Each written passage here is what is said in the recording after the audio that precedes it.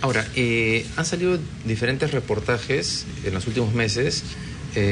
Además es interesante cómo la pesca comenzó a ponerse de pronto de moda en los medios, ya hay mucha información.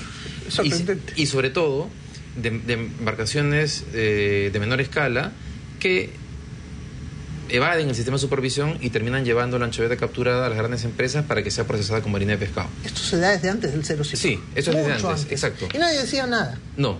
Todo el mundo les compraba su harina tranquilitos nomás y la vendían después internacionalmente. De hecho, ha habido un conflicto dentro de la Sociedad Nacional de Pesquería justamente por ese tema. La captura pirata la llamaban, ¿no? La pregunta es, si ese tema no está solucionado, ¿por qué esperar ahora que efectivamente ese recurso que está dejando de capturar la gran empresa vaya a terminar finalmente efectivamente utilizado en el consumo humano directo? Porque por los problemas que planteaba Juan Carlos, pareciese que en el corto plazo eso no va a ser posible. Ahora, hay una solución. A ver.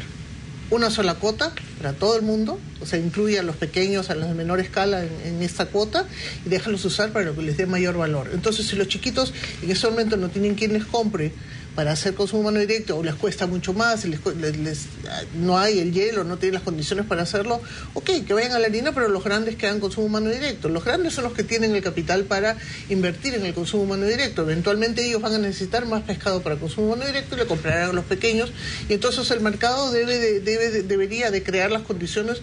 Número uno, si tú dejas que los que tienen una cuota usen su cuota para lo que les dé mayor valor, vas a lograr primero una transformación de la gran industria que tiene ahorita la voluntad de transformarse, y a los pequeños, hasta que haya la demanda en las compañías que van a ver, obviamente los mercados que se están abriendo a nivel global, van a comenzar a venderle al consumo humano directo. Además tienes que crear la infraestructura de hielo, etcétera. Ahorita no se va a solucionar la cosa a corto plazo, tienes que hacer este arreglo de la cuota y tienes que incluir a todos, porque no puedes tener un sistema de cuotas que excluye a algunos usuarios, si no, no funciona. Se está planteando que las embarcaciones de menor escala tengan la posibilidad de vender la captura también para hacer harina. Para lo que les traigan más plata. ¿En ese momento está prohibido o pueden hacerlo? Ahorita está prohibido. Está prohibido. Y por eso es que hacen el sistema. Ahora, la semana pasada el viceministro que entrevistamos señalaba que se estaba implementando un sistema de supervisión para las embarcaciones de menor escala. Eso no existía hasta el momento.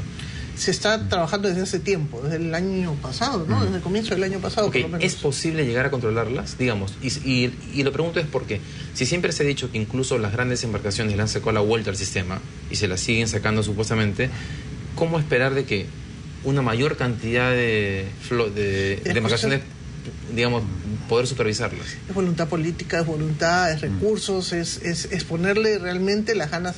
Si tú tienes las ganas de hacerlo y le pones los recursos necesarios y los mecanismos necesarios. El sistema satelital nunca ha funcionado bien. ¿Por qué? Porque se ha diseñado para que no funcione bien. O sea, tú tienes que saber que el sector pesquero ha sido un desorden tremendo, que existe todos los trucos que puedas imaginarte para sacarle la vuelta a la ley. La ley ha sido ajustada a las necesidades de los usuarios, por lo tanto ellos están dentro de la ley pero hacen lo que les da la gana. Entonces tienes un sistema que está hecho para que no funcione el control.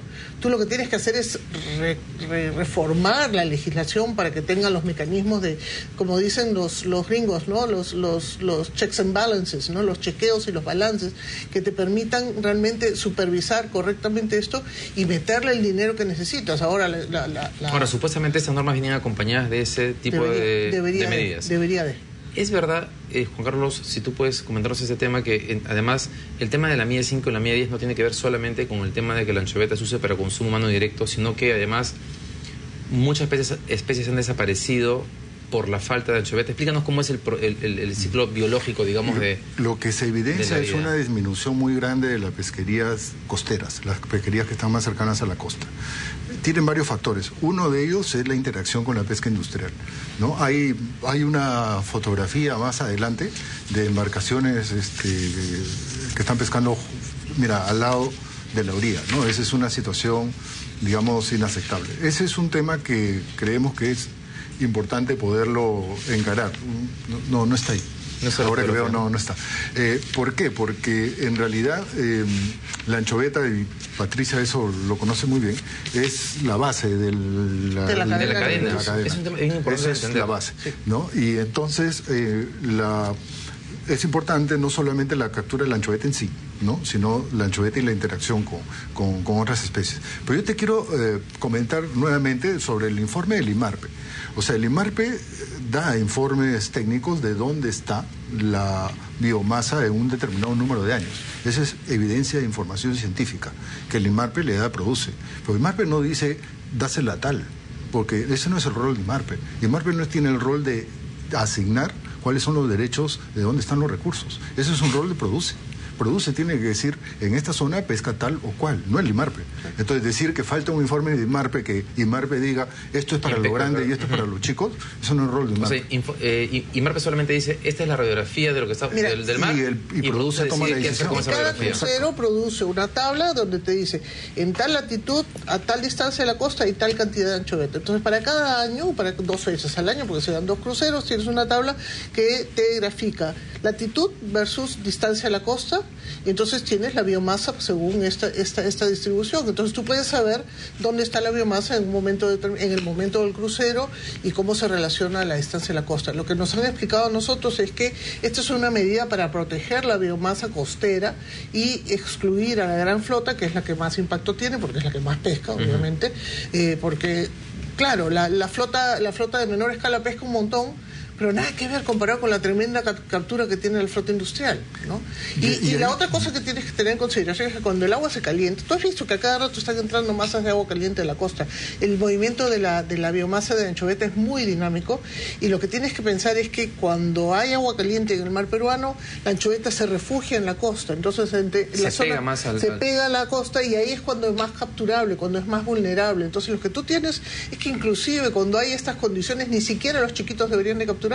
Esta es la zona de protección, una zona que se debería de vigilar y controlar muy estrictamente, sobre todo en condiciones cálidas, que es lo que hemos tenido todo este año pasado, estas condiciones anómalas, y por eso es que en el sur ahorita la anchoveta está muy pegada a la costa.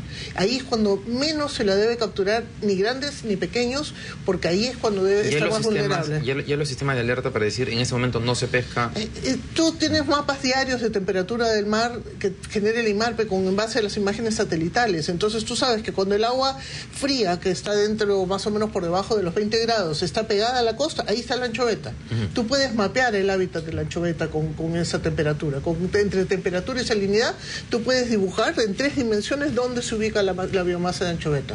Juan Carlos, ¿tú quieres mencionar algo? Sí, lo que tú dijiste al comienzo, que no es claro las 5 millas. Eso es preocupante, porque en realidad desde hace 20 años que hay una regulación, una norma que protege las 5 millas, hace 10 años que hay un sistema satelital que la industria dice que funciona muy bien. Entonces, ¿cómo después puedo decir que no es claro dónde quedan las 5 millas y dónde se pesca? Yo creo que ese es un elemento que es importante en términos de tomar en cuenta. O sea, la tecnología ha avanzado bastante en términos de posicionamiento y ubicación de las embarcaciones. El reto en realidad del Estado es hacer que esas embarcaciones de menor escala también tengan un sistema similar al que tienen los industriales. Cerramos con un tema porque nos queda solamente un minuto. Quiero volver al tema que te preguntaba sobre la importancia de la anchoveta como el punto de origen para la vida de las demás especies. ¿Eso implica de alguna manera la desaparición de algunas especies que antes había, y explica de alguna manera esta percepción que existe en la población de que, siendo el Perú un país pesquero, el pescado es muy caro? ¿O no tiene o son cosas que tienen que ver con otro tipo de temas como cadenas de comercialización, cómo llegan al mercado? Es una cuestión bastante compleja. Yo creo que el tema del precio del pescado es definitivamente una escasez de los recursos costeros, los recursos de la pesca artesanal, que no solamente se puede asignar la culpa a la pesca industrial. Definitivamente, cuando la industria se lleva una enorme biomasa de anchoveta, afecta el ecosistema, afecta a las especies que se alimentan de la anchoveta. Esto incluye la corvina, la cojinova, el juré, la caballa, la merluza, etcétera, una cantidad de especies que necesitan de la anchoveta. Pero lo que tienes que pensar también es que la pesca industrial también ha estado destrozando la zona de orilla, metiendo las redes prácticamente en forma de arrastre en las zonas de poca profundidad en el sur, y además una evidencia que tenemos que cuando se disminuye la captura pesquera se recuperan las especies, se dio en los años cuando en el año 86 se reduce la cuota de captura para dejar 5 millones de toneladas en el mar. Esto inmediatamente se ve reflejado una reaparición de la cojinova, una reaparición del bonito, un aumento en las poblaciones de lobos marinos y de pingüinos y de aves, etcétera. Entonces, de hecho, tienes una cuestión positiva. Pero espérate un ratito.